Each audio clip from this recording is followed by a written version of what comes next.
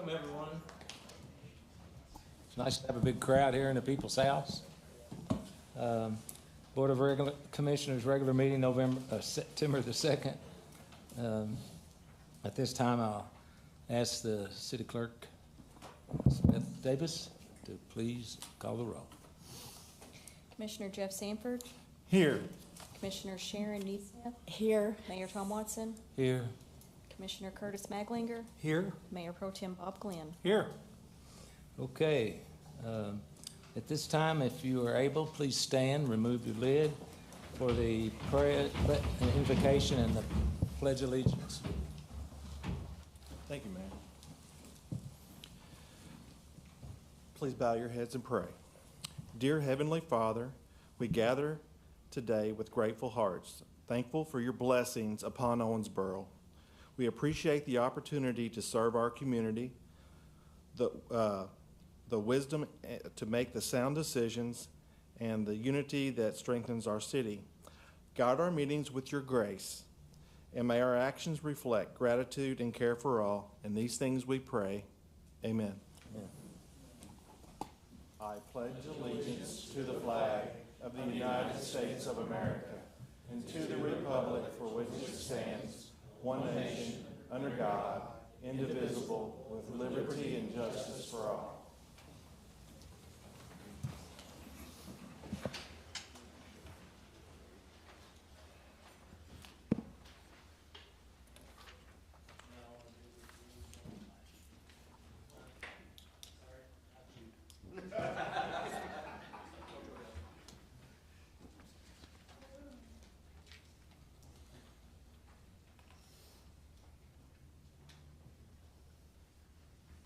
Thank you, boss.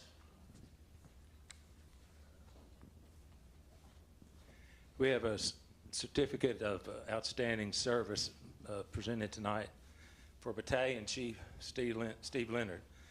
Now, I usually say quitters, but he told me if I used that term today, he would take me out.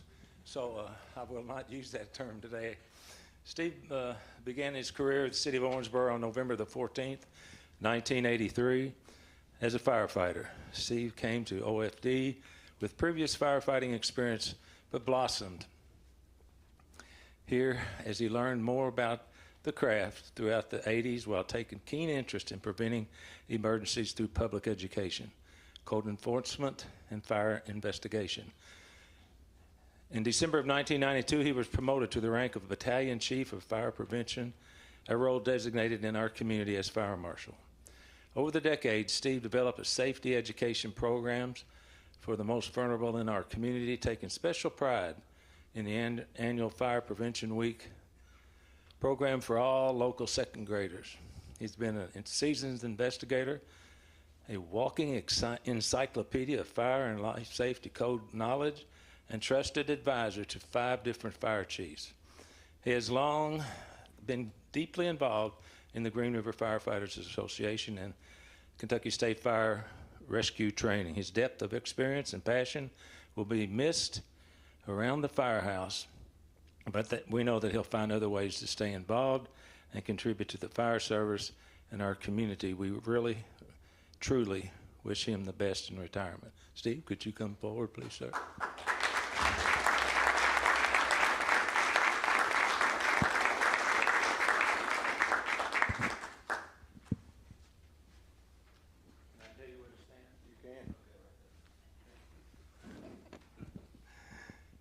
This is a certificate of outstanding service, and it's from the City of Owensboro, all our employees, all our retirees. Hereby recognizes Battalion Chief Steve Leonard and extends its grateful appreciation for your outstanding service faithfully rendered while employed by the City of Owensboro from 1983 to 2025. All of those who reside in the City of Owensboro, Kentucky are asked to join in this recognition of appreciation on this 31st day of August, 2025. That's for you. Thank you, sir.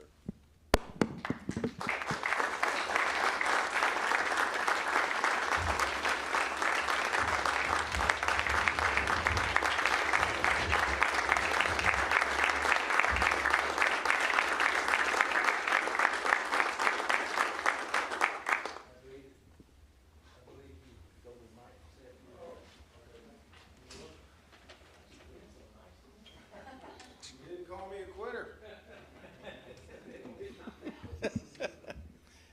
thank everyone. I appreciate that. It means a great deal to me.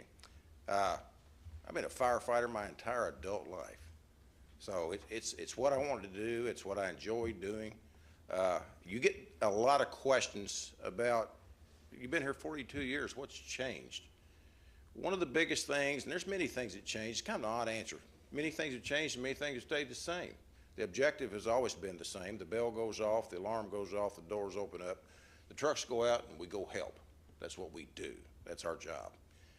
The big thing that I see is changing, and nothing to take away from when I first started. Back in the day, people would become a firefighter because they needed a job. And a few folks wanted to be firefighters. They wanted to do that. I was one of those. It was my dream. That's what I wanted to do. And some people, again, needed to take care of their family. So you understood that back in that period of time. Today, the thing that's changed is the caliber of people that do this job. I think it would be easier to apply to NASA than it would to get on a fire department somewhere, with the requirements you have to have, the dedication, the commitment you have to have, the background checks, the physical agility, all the thousands of hours that you have to prepare to go out that door and help in our community. People who do this job now, well, if they apply and they look at all the requirements, if a guy or a gal is just looking for a job, they'll walk away, because the commitment is too much, too deep. You've got to want to do this. You've got to want to protect this community, or whatever community you're in. So the dedication is there. The caliber of people is there. They're literal fire service athletes. They're knowledgeable in every aspect of their job. When they pull up in front of your house and that man or woman steps off that rig, you've got somebody with experience, thousands of hours of training, got the fortitude to do this job and serve this community. I've been fortunate enough to be part of that team and to work with these guys and gals and do this for a living. Certainly proud to do something like that and be part of this bunch. This is the guys that are my family. So, and they stand together, they don't back up, and they do what's necessary to protect the people on the outside of that wall, and they do it every day, day and night, all day and all night. They count on, the community counts on them. They do a good job for this community, do a good job for them. Always take care of our firefighters. They are always there. This never quit since 1866. Our doors opened up for service. People brag about their business being in business for 20, 30 years. 1866, we opened our doors. Firefighters have been on duty 24/7 ever since then. The doors have never shut. We're always there for you. Thank you for the opportunity to serve.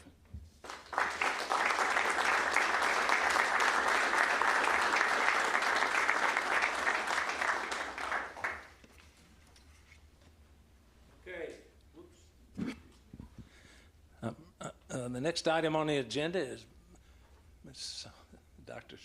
Rosalind Clark, my nominee for the opioid distribution funds, whatever it's called, committee. So at this time, I'd like for you to please come forward. You can bring whomever you want.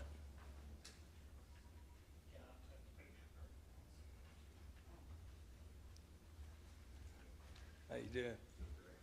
Okay. From the citizens of Owensboro and all our employees and all our retirees, whereas National Recovery Month is observed every September to promote and support new evidence-based treatment and recovery practices, the nation's strong and proud recovery community, and the dedication of service providers of the community, members who make up recovery in all its forms possible. Whereas substance use disorders affect millions of Americans each year, impacting individuals, families, workplaces, and communities, yet with treatment, prevention, and recovery support services, people can do and will do good recovery. Whereas the local leaders, organizations, and community members are working together in Owensboro to expand access to recovery resources, reduce stigma, and celebrate the stories of those living in recovery. Whereas by raising awareness of prevention, treatment, and recovery support services, we can help more individuals live healthy, rewarding lives free of substance abuse. Now, therefore, I, Thomas Hart Watson, the mayor of the city of Owensboro, do hereby proclaim the month of September 25th as National Recovery Month. In Owensboro, and I urge all citizens in joining me to celebrate people in recovery, supporting those working toward it, and honoring the service providers who help make recovery possible. Thank you. You're welcome.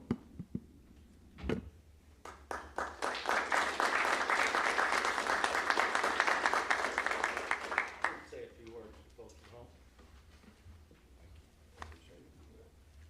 Nice golf courses, weren't they?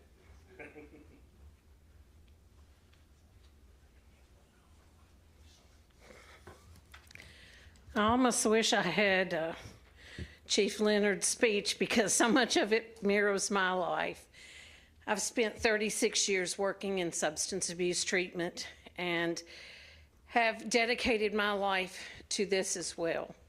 I believe in treatment. Treatment works. I believe in the lives of those that I see every single day who stop using, who resolve the traumas from their past, who become productive citizens and go to work and pay it forward all that they have learned through the treatment process. Treatment is important. For every dollar that is spent on treatment, around $4 comes back to our community with increased wages, people paying taxes, with less use of the criminal justice system and less use of social services. We're very, very blessed to have a good treatment program in this community. And I was so proud last September to receive the Davis County Proclamation of a Recovery-Ready Community in Frankfort. This is important, and I thank you for your support for all we do in treatment.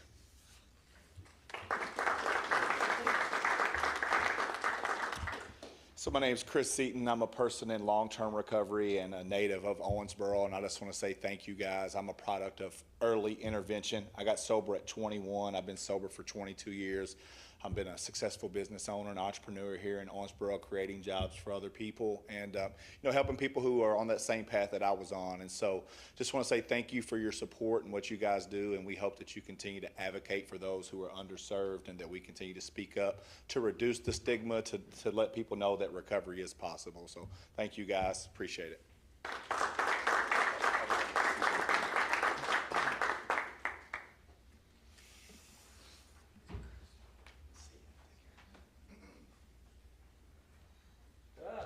Where are you?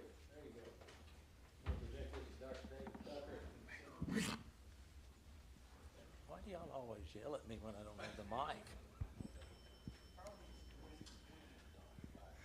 On behalf of all the citizens of Owensboro and all our retirees, all our employees, and just everybody in general, we're happy to present this proclamation for Senior Citizen Month. Whereas the older residents of our community are treasured for their knowledge, skills, and life experiences they share, and their contributions strengthen the social, cultural, and economic vitality of our city. Whereas the Senior Citizen Community Center of Owensboro to Davis County has served as a central gathering place where older adults can access resources, enjoy fellowship, engage in programs, promote physical and mental and emotional well-being. Whereas senior centers play a vital role in addressing the diverse needs of older adults by offering educational opportunities, recreational activities, volunteer engagement, and essential services that foster independence and dignity. Whereas the dedicated staff and volunteers of the Senior Center, Community Center of Owensboro and Davis County work tirelessly to create a safe, supportive, and welcoming environment that benefits not only older residents, but the entire community. Whereas the City of Owensboro recognizes the Senior Center as a cornerstone of community life, where connections are strengthened, generations are bridged, and lives are enriched. Now, therefore, I, Thomas Hart Watson, Mayor of the City of Owensboro, do hereby proclaim the month of September 2025 as National Senior Center Month in Owensboro, and urge all citizens to join in honoring this.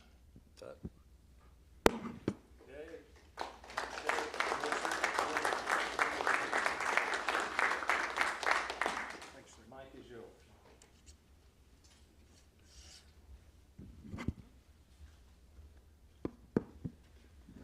Thank you, Mayor and Commissioners, for the recognition.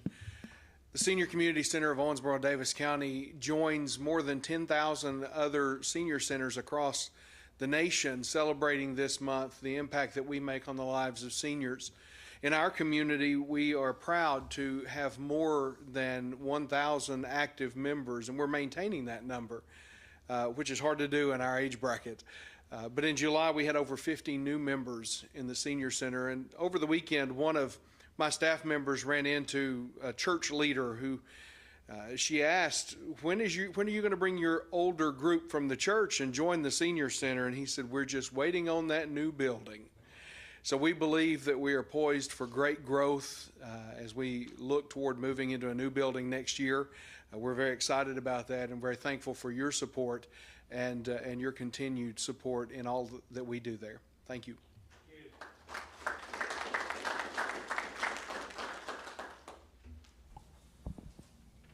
Okay, now we'll move on to the mundane thing. Yeah, y'all can go ahead and leave if you want to. Go ahead. Thanks, Mayor.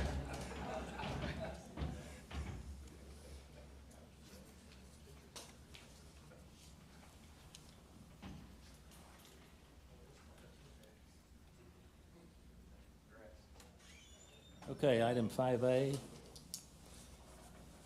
Consider the approval of minutes dated August 19th, 2025. I'll make a motion to approve these minutes. Could I have a second, please? Second. Thank you. Any other discussion, deletions, or additions? Hearing none, all in favor indicate by saying aye. Aye. All opposed, motion carries. Thank you. I'd like for you to consider these board appointments. The Owensboro Riverport Authority Board of Directors, reappoint Rod Kegel to a 4-year term effective September the 10th, 2025.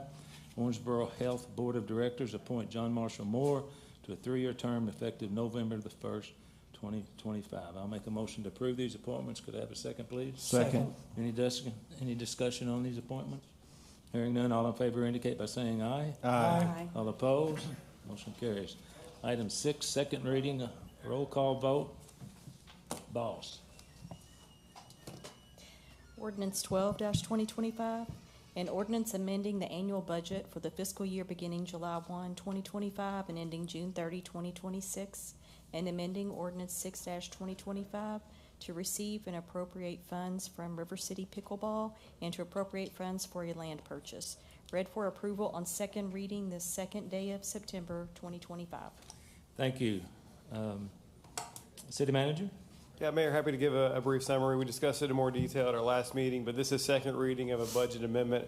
Has two primary components. One is to appropriate funds for the purchase of the Massey property that you approved at our meeting 2 weeks ago. We've been saving for the purchase of an industrial site or industrial park property, so the funds are available in the Economic Development Fund, and because it is a purchase from the Economic Development Fund, it has no impact on the general fund, which is our main operating fund. And then the second component is to incorporate into the budget the donation from the River City Pickleball Club.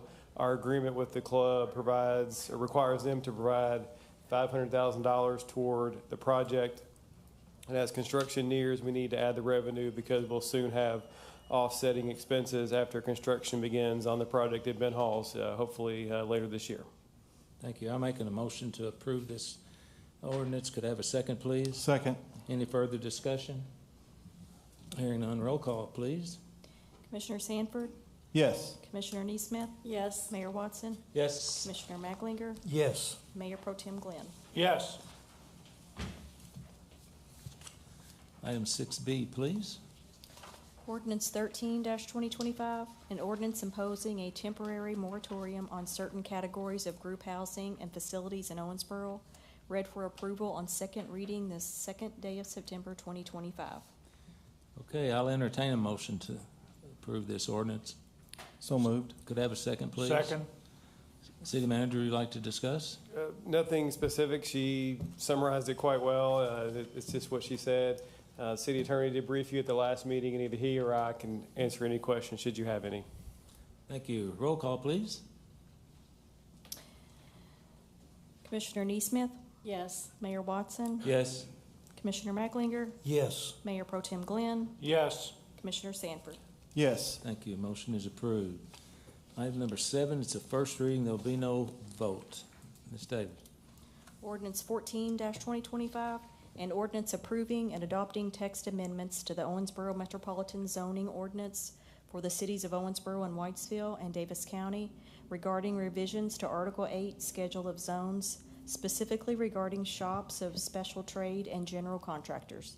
Publicly read on first reading the second day of September 2025. Thank you. City Manager, please. Yes, Mayor, this is first reading of an ordinance amending the zoning code. Owensboro Metropolitan Planning Commission Executive Director Brian Howard is here and will brief you on this particular item. Mr. Howard. Greetings. Thank you all. This is a text amendment, pretty straightforward. Right now, contractor shops, plumbing, electrical type contractor shops are only permitted in industrial zones and then the B5, which is a business industrial zone. This amendment proposal really came to us through the Home Builders Association. Some of the contractors and those folks that are part of that organization requested that we look at that. And then our staff had conversations with city manager and county judge to, kind of gauge whether or not there would be interest in the community. So what this does through a conditional use permit, which means neighbors would be notified of an application for this type of contractor shop, they would be permitted, conditionally permitted in the B3 and B4 zones. So it allows more flexibility, locations in the community where they could potentially open or move their business, relocate their business. But it does allow the protection of the neighbors because they will be notified. One of the concerns the city manager had, and it was duly noted in our discussions internally when we were looking at this, is, would a contractor shop be appropriate in the middle of a strip mall? Probably not. So this conditional use permit avenue allows the Board of Adjustment to weigh the thoughts and opinions of the neighbors to make sure that that type of use would properly work within that area. So this is a text amendment that would allow that. I'd be glad to answer any questions that you all may have. I have a question, sir. Could Yes. you explain the difference between planning and zoning and Board of Adjustments? Okay, so the Planning Commission itself is the 10-member board that hears rezonings, variances, let me back up. I got ahead of myself. They review rezonings, cell tower applications, the comprehensive plan, that type of thing. The Board of Adjustment is our other board, and they hear variances and conditional use permits.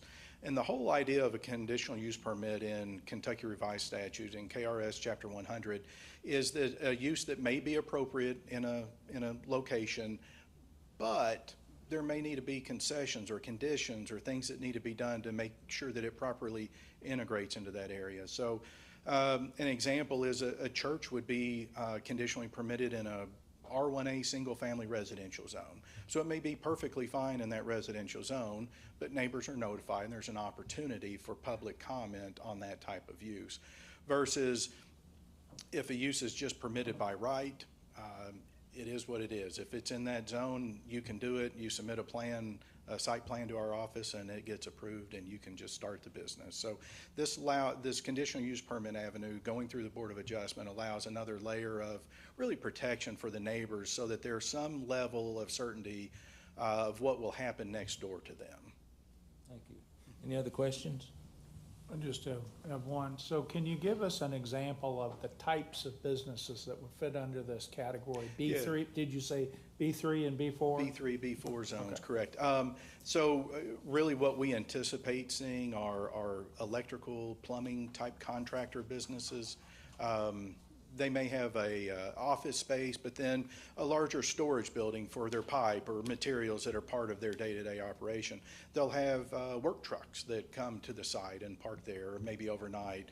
Their employees will come there in the morning, park their car, hop in a company truck, and head out to site. That type of a thing is what what this really would entail. Yeah. And I think, as Brian and I talked early on, what was appealing to me, I think, is that right now, and his example is good, so let's just say you start Glenn Plumbing and Heating in your next career, and that would have to locate in an industrial zone. And those are relatively rare. I've heard from some business owners that it was hard for them to find a location in an industrial zone, or it was maybe prohibitively expensive in an industrial zone because it's relatively rare again. And so I thought this made sense. It'd be easier for an entrepreneur to hang out their shingle for themselves, or the ability to grow. So as Brian said, it may not be appropriate for Glen Plumbing and Heating to locate in Gateway Commons or Town Square North, but there are other general business zones, maybe on Triplet Street or Breckenridge Street, that would be a much better fit. So this ought to provide flexibilities for business to locate. Thank you, Brian, and thank you, City Manager. Anybody else? You're off the hook. Thank you, sir. Thank you. Appreciate it.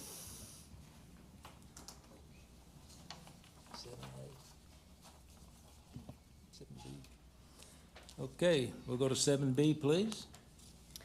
Ordinance 15-2025, an ordinance amending Chapter 4, Article 1, Section 4-2 of the Owensboro Municipal Code, and further creating a new section in Chapter 4, Article 1 for the keeping of chickens within the corporate boundaries of the city, and further providing for requirements and restrictions for the keeping of chickens within the city, and further providing for a permit and for penalties for violation of Chapter 4, Article 1, introduced and publicly read on first reading the second day of September 2025. Thank you. City Manager, please. Yes, Mayor. So currently, our ordinance prohibits keeping chickens in the city. This amendment responds to requests from residents who would like to keep a small number of chickens for personal reasons only, primarily for fresh eggs, similar to what is allowed in many of our peer cities across the Commonwealth now.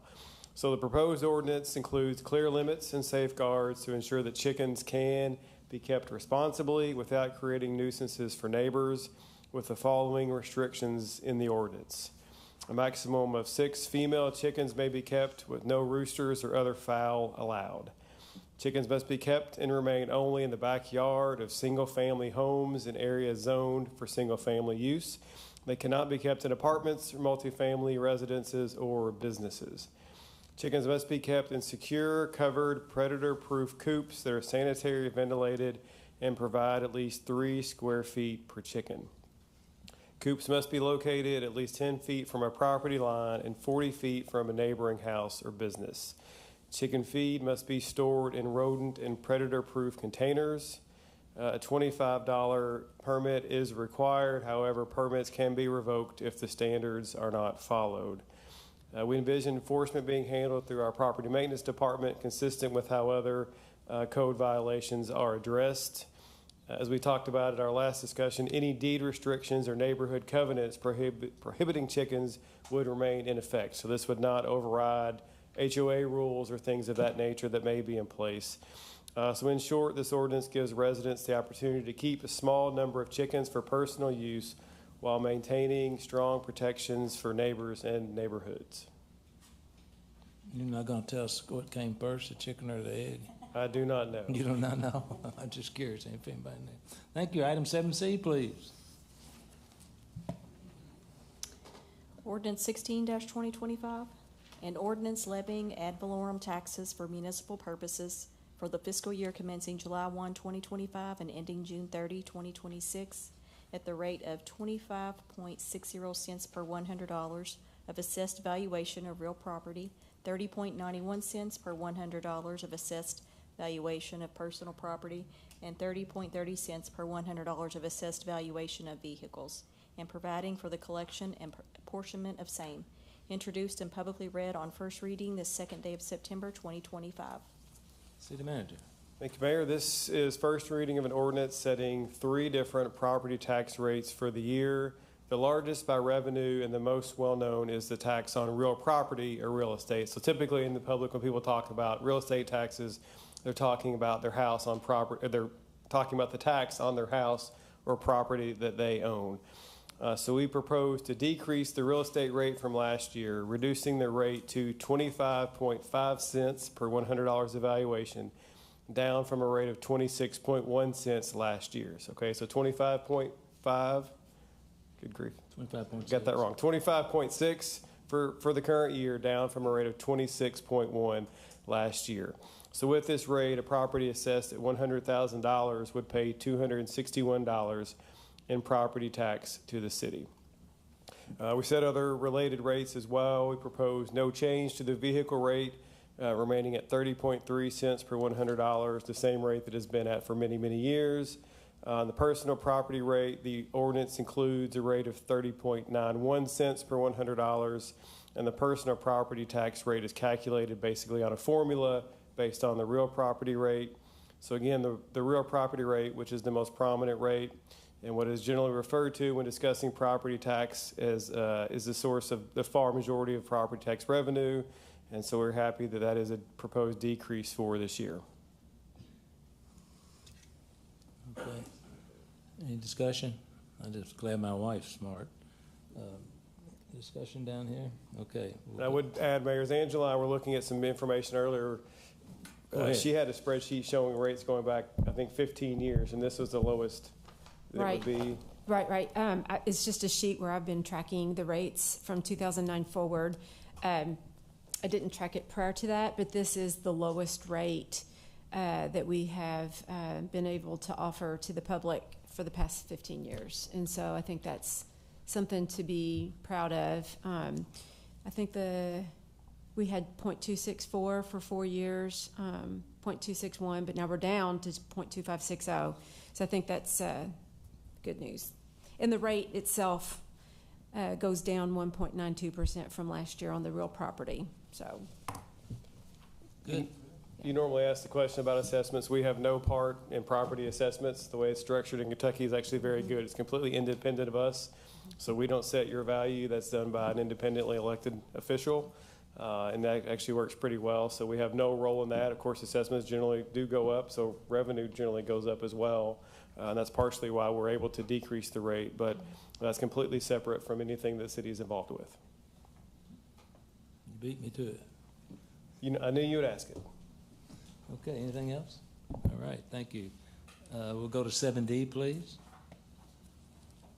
Ordinance 17-2025, an ordinance amending the Owensboro Municipal Code as it relates to property maintenance code enforcement, amending Chapter 2, Article 3, Section 2-102 to correct an ordinance reference, amending Chapter 5, Article 4, Section 5-137 to expand and clarify standards and violations, amending Section 5-163 to update penalties, and amending various other sections of the Property Maintenance Code ordinance to make corrections and revisions to references. Introduced and publicly read on first reading the second day of September 2025. Thank you. City Manager, please. Yes, sir, Mayor. This is first reading of an ordinance amending our Property Maintenance Code. It has two primary changes. One of the two changes is the addition of mowing standards for undeveloped property. In the past, we've requested that property owners of such properties mow them at least 3 times a year, but it was not required by ordinance. So on residential or developed property, there is a requirement for mowing. On undeveloped property, there was not. And so we requested they do that, but there was not a requirement. So the amendment establishes that undeveloped parcels of 2 acres or more must be mowed at least once before the end of May, once between June and August, and then again after September 1st. So ensuring a minimum of 3 mowings throughout each mowing season. The other substantive amendment adds a new section regarding incomplete projects. The ordinance will require construction on any development project to be consistent and sustained until a project is completed. If work stops for 120 days on a residential project or 180 days on a commercial project, the staff may designate that project as incomplete. And once a project has been deemed as incomplete, citations can be issued through the Property Maintenance Board, consistent with how other property maintenance ordinance violations are enforced. Any discussion? I guess not. Okay, thank you. Next, City Manager items? Yes, sir. First, we have personnel appointments. So for your consideration, we have 3 new hires. Dustin Beck, probationary full-time, non-civil service appointment to Recreation Supervisor with the Parks and Recreation Department effective September 8th. And Linda Canales and Stephanie Stevenson, probationary full-time, non-civil service appointments to telecommunicator with the Police Department and Central Dispatch effective September 22nd. And then we have 4 regular status appointments, or those who have completed their probationary status, the probationary period. Robert Ford, regular full-time, non-civil service appointment to bus driver with Public Works Transit, effective September 3rd. Griffin Smith, regular full-time, non-civil service appointment to road worker with the Public Works Street Department, effective September 3rd. Jonathan Cook, regular full-time, non-civil service appointment to crew leader with the Public Works Ground Department, effective September 8th. And Robert Owen, regular full-time, non-civil service appointment to Systems Analyst Programmer with the Information Technology Department, effective September 9th. Thank you. I'll make a motion to approve these. Could I have a second, please? Second. Anybody like to discuss these appointments? Hearing none, all in favor indicate by saying aye. Aye. All opposed, motion carries. Thank you. City manager comments? And I have no comments tonight. Good. Thank you. Communication from elected officials. Mayor Pro Tem. Attended a few events, just want to give some shout outs. The Wendell Foster Center had their ribbon cutting for the new therapy pool. That's a tremendous asset for them and for our community. Attended the YMCA expansion and new facility for daycare, which is much needed in our community. Thanks to Tom Brauntrager and his board for getting that done.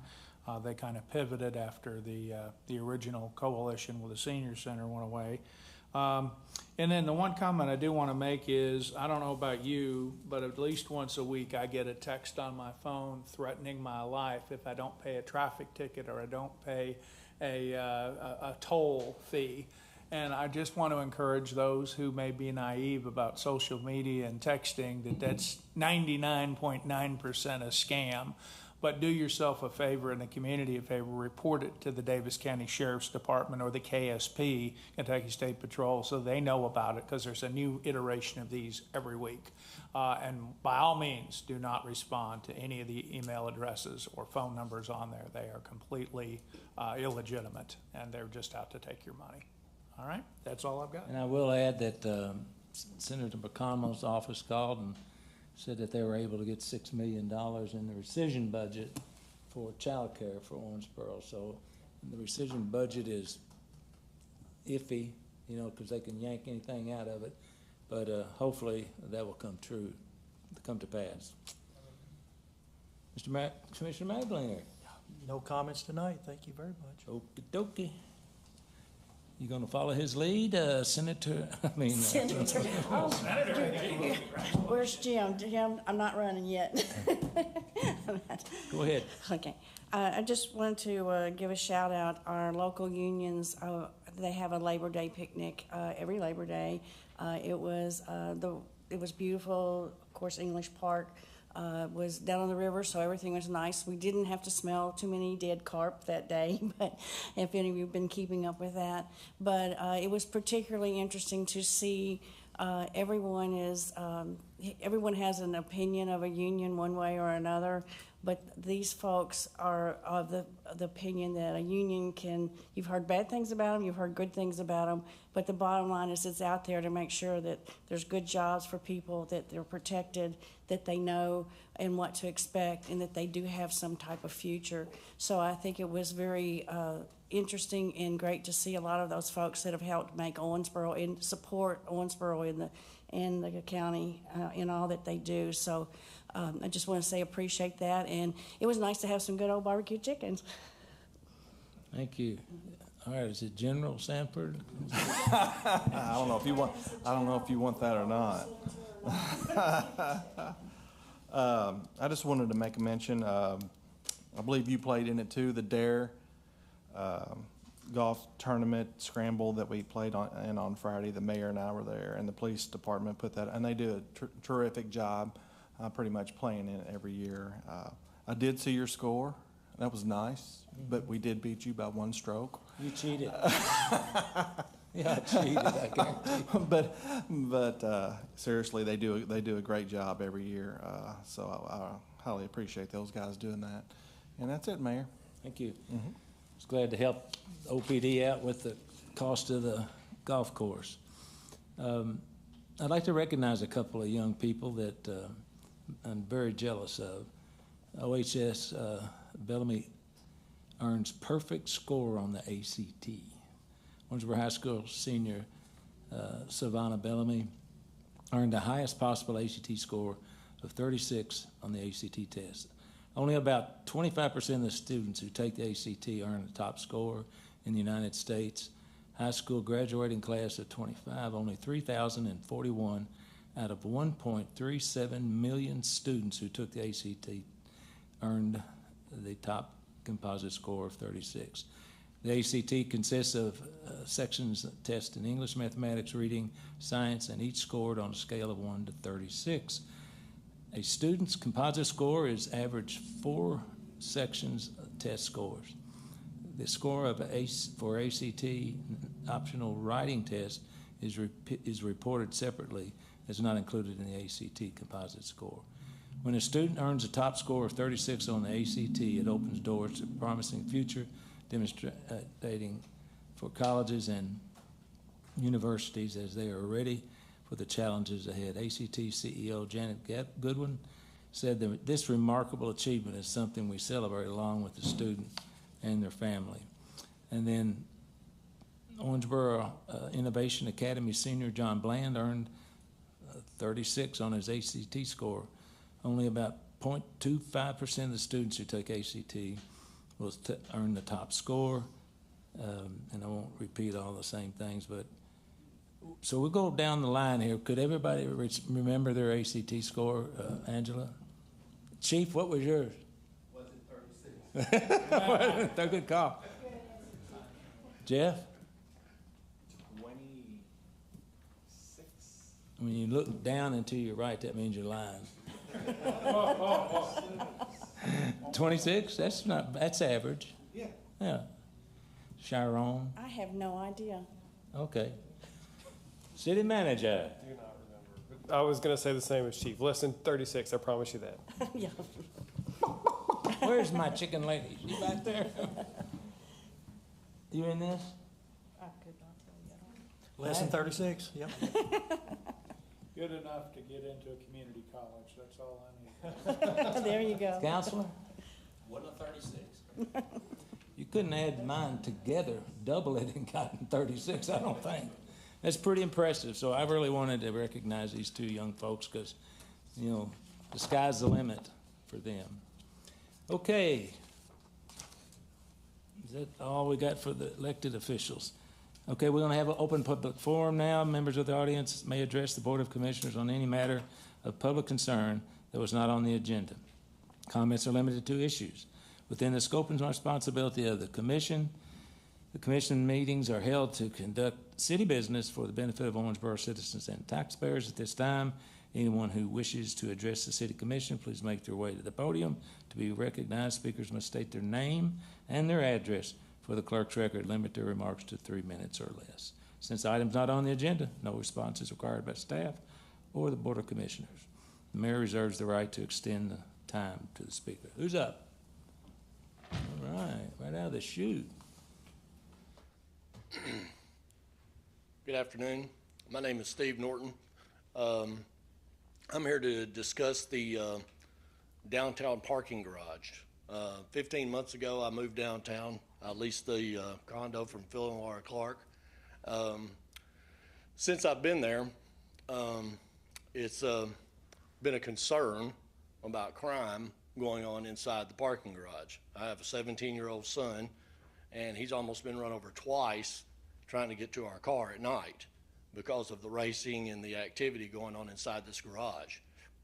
I've complained quite often to Curtis Maglinger. He's a friend of mine. He's known me for a long time, and we don't seem to be getting anywhere. I've taken pictures. We've got kids hanging off the side of the building down there. They're dropping beer bottles. They're hanging out in the stairwell, smoking pot. I mean, every weekend it's a nightmare.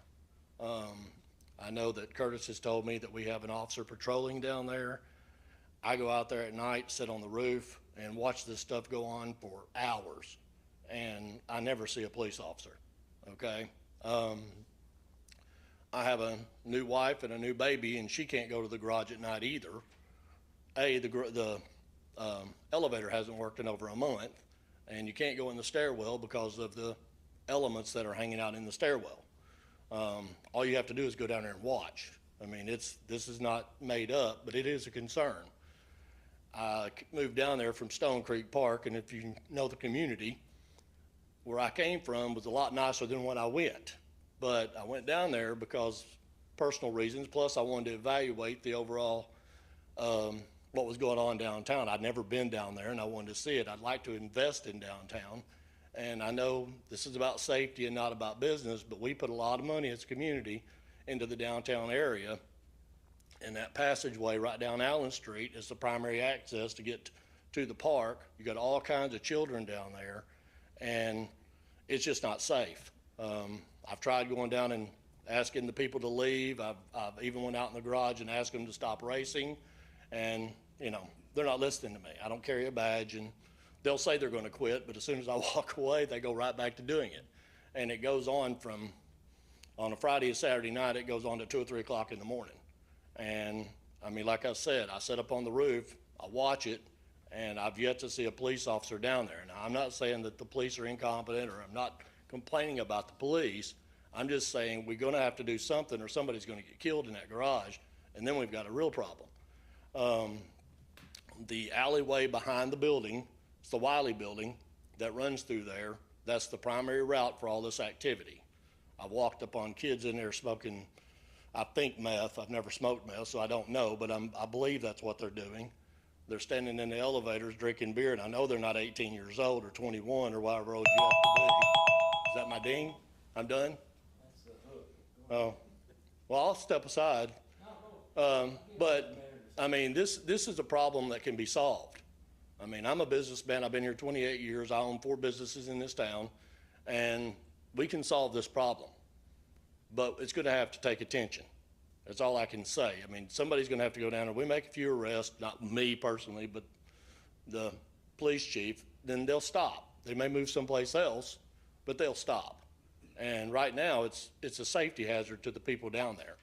I mean, I had to take a guy to a homeless shelter the other day that was camped out on the mellow mushroom, the big purple mushroom. He was sitting there panhandling as people were coming and going from the mellow mushroom. Well, the business people down there don't want that. So I took him to a homeless shelter up on 7th Street to get him off the street corner.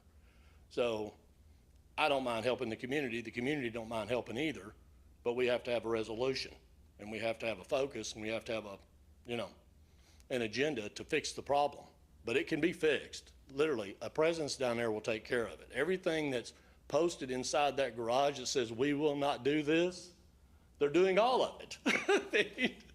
I mean, literally, skateboarding. I mean, I've almost run over 2 kids on skateboards down there because they're flying around those corners, and literally, it's dangerous. And I mean, we have exposure legally. I mean, the city owns it, so the liability if somebody falls off that roof down there dropping clothing, and I mean, I come out there cleaning up trash all the time because I don't want my community to look bad. I mean, I want to invest in the community downtown, but I want it to be safe, or I'm not moving my family down there permanently. So, thank you.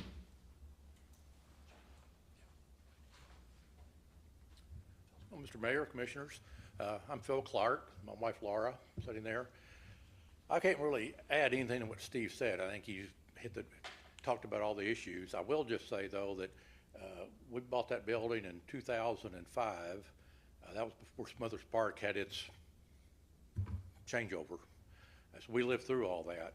And initially, when the park was completed, we didn't really have any issues with the parking garage for 2 or 3 years. But everything he says is true. We experienced it. We're there. We have not lived there for 3 years, but I still have my office there. And it does need to be addressed. And it seems to me that the city does have liability there. And there's an alley right between the building that I own, Laura and I own, and the parking garage. And it used to be pretty clean. I mean, there's some toters in there, and people walk right by that alley all the time. As Steve said, it's kind of the main artery into the Smothers Park, at least from this side. And that alley has just got trash in it often. The toters probably need 3 or 4 more toters there because some of the businesses are trying to, have one toter and just keep filling it up.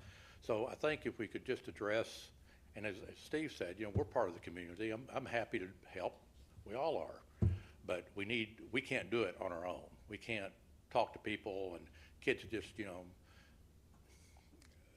they don't respect anything we're trying to do, even though we're trying to be helpful and nice. So We do want to bring it to the commission's attention. Hopefully you all can look into that. I see the chief over there, Chief. If anything can be done on that, I think it would be very helpful for the community and probably for the city as far as, because Steve said one of these kids are going to fall off the roof one of these days and it'll be a mess. Laura, you want to add anything?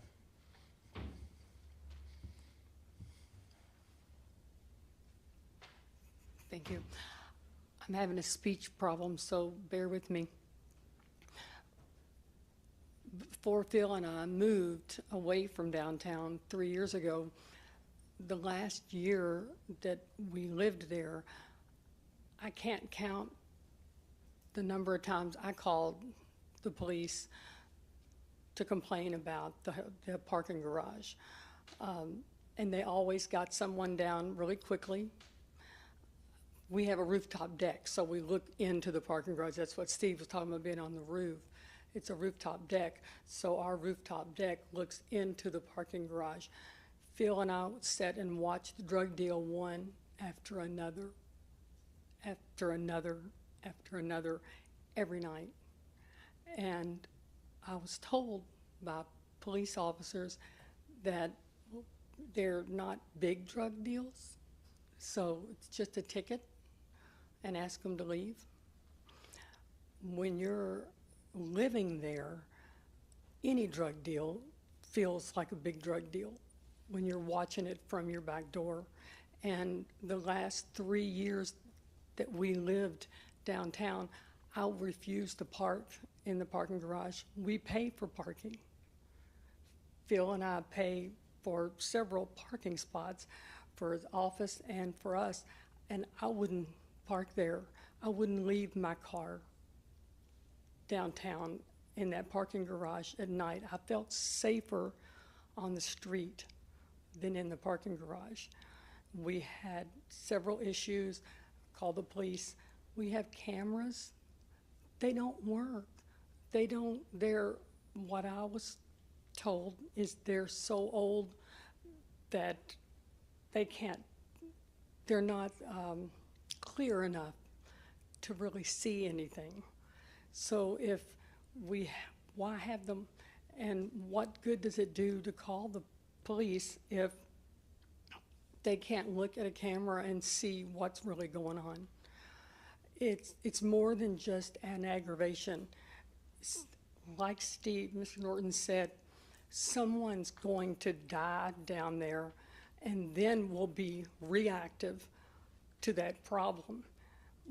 There's something could be done for the city to be proactive instead of waiting for one of these kids who are dangling off the roof every weekend. They dangle off, they stand and walk on the rooftop, and their families are going to blame you. They're not going to blame their children. They're going to blame you and our city when it happens. It's an issue that desperately needs to be addressed. Thank you. Thank you. Anybody else?